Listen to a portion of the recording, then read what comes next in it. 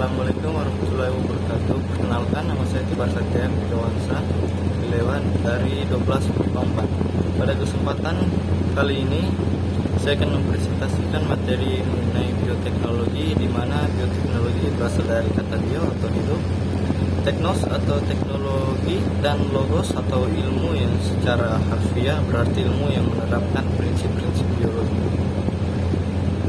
Bioteknologi merupakan ilmu terapan biologi yang dalam praktiknya memerlukan berbagai disiplin ilmu seperti mikrobiologi, genetika, dan biokimia. Bioteknologi telah ditemukan sejak ribuan tahun lalu untuk menghasilkan produk pengembangan mikroorganisme. Contohnya seperti roti, keju, bir, dan lain-lain. Namun seiring dengan berkembangnya waktu, penerapan bioteknologi dapat menciptakan berbagai teknologi baru seperti rekayasa genetika hingga kloning. Selanjutnya, prinsip dasar bioteknologi. Secara klasik atau konvensional, bioteknologi dapat didefinisikan sebagai teknologi yang memanfaatkan organisme atau bagiannya untuk mendapatkan barang dan jasa dalam skala industri hingga dapat memenuhi kebutuhan manusia. Dalam batasan pengertian bioteknologi tersebut, proses bioteknologi mempunyai ciri-ciri sebagai berikut. 1. Adanya agen biologi yang dipergunakan agen biologi yang dipergunakan ini tidak hanya dalam bentuk fisik yang dipanen, tetapi juga termasuk di dalamnya, seperti hasil metabolik sekunder atau enzim yang dihasilkan.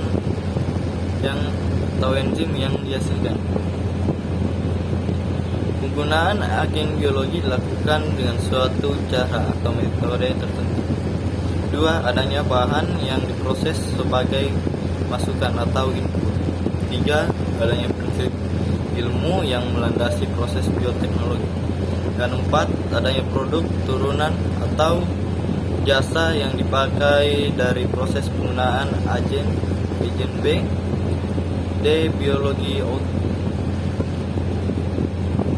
Selanjutnya, jenis-jenis bioteknologi. Yang pertama, bioteknologi konvensional.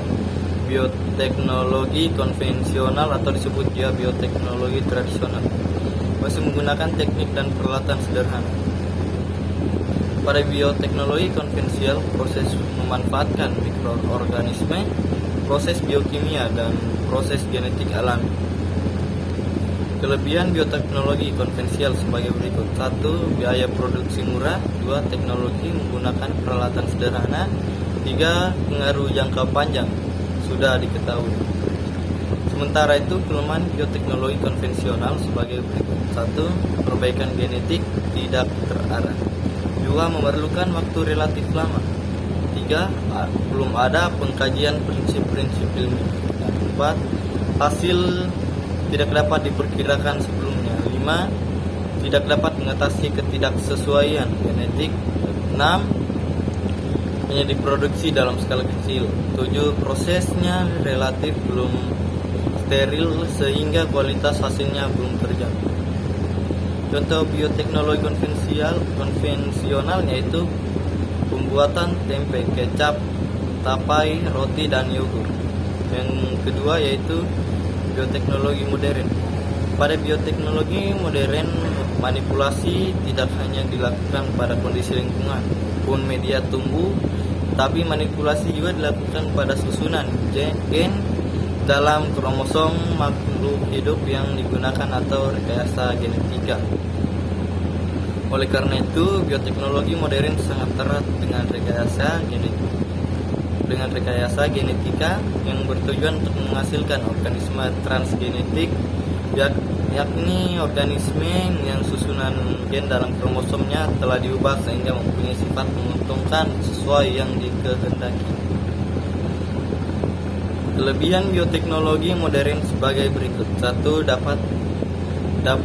Hasil dapat diperhitungkan. 2. Dapat mengatasi kendala ketidaksesuaian genetik. 3. Perbaikan sifat genetik dapat dilakukan secara terarah. 4. Dapat menghasilkan organisme yang Sifat barunya tidak ada pada sifat alaminya. Adapun bioteknologi modern sebagai berikut. 1. Biaya produksi relatif lebih mahal. 2. Memerlukan teknologi canggih. 3. Pengaruh jangka panjang belum diketahui. Prinsip dasar atau teknik yang digunakan dalam rekayasa genetika meliputi kultur jaringan, cloning, teknik bayi tabung, DNA rekombinan, dan fusi protoplasma. 1. Kultur jaringan. Kultur jaringan merupakan teknik memperbanyak tanaman secara vegetatif buatan yang didasarkan pada sifat totipotensi tumbuhan. Prinsip kultur jaringan adalah menumbuhkan jaringan maupun sel tumbuhan dalam suatu media buatan secara aseptik. 2. Cloning atau transplantasi atau pencangkukan nukleus digunakan untuk menghasilkan individu yang secara genetik identik dengan induk. 3. Teknik bayi tabung. Teknik bayi tabung bertujuan untuk membantu pasangan suami istri yang sulit memperoleh keturunan pasangan suami istri tersebut. Sebenarnya mampu menghasilkan sel kelamin secara normal, namun karena faktor-faktor tertentu mengakibatkan proses pembuahan tidak dapat terjadinya, misalnya tersumbatnya saluran telur. 4. DNA rekombinan adalah DNA yang mengandung segmen-segmen DNA atau gen-gen dari sumber-sumber yang berbeda. 5. Fusi protoplasma merupakan teknik penggabungan dua sel yang berasal dari jaringan yang berbeda sehingga menghasilkan sel hibrid yang memiliki sifat kedua sel tersebut. B. Bioteknologi dan dampak penerapannya bagi kehidupan. 1. Penerapan bidang bioteknologi. A. Bidang pangan. Pemanfaatan mikroorganisme dalam proses fermentasi. Pemanfaatan mikroorganisme untuk memproduksi bahan makanan. B. Bidang pertanian dan peternakan. Contoh aplikasi bioteknologi dalam bidang pertanian yaitu padi transgenik. 2.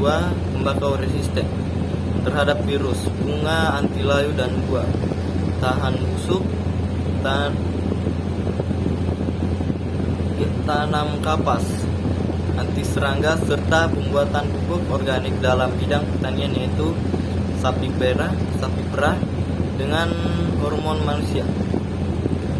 Bidang kedokteran yaitu antibiotik, insulin, vaksin transgenik, antibodi monoklonal, terapi gen pada penderita fibrosis kistik, yaitu kesulitan bernapas karena paru-paru terisi lendir atau interferon. Dampak penerapan bioteknologi bagi bidang kehidupan. Dampak bidang lingkungan ada positif dan negatif. Dampak positif yaitu bioteknologi dapat digunakan untuk mengurangi pencemaran lingkungan akibat pemakaian pestisida. Dampak negatif yaitu menimbulkan kerusakan pada ekosistem, hilangnya plasma nutfah. Dampak bidang sosial ekonomi. Dampak positif terjadinya persaingan untuk mencari tanaman atau hewan varietas baru melalui proses rekayasa genetik yang terjadi di kalangan industri. Dampak negatif yaitu kesenjangan sosial dan ekonomi pada masyarakat karena produk-produk dari petani dan peternak tradisional mulai tersisih oleh adanya produk rekayasa genetika. Dampak terhadap kesehatan. Dampak positif adanya penemuan produk obat maupun hormon hasil rekayasa genetik. Dampak negatif penggunaan produk kesehatan hasil rekayasa genetik dapat mengakibatkan timbulnya alergi. Dampak etika moral penerapan teknologi cloning yang dikhawatirkan akan diterapkan pada manusia dianggap merendahkan martabat manusia. Sekian, terima kasih. Assalamualaikum warahmatullahi wabarakatuh.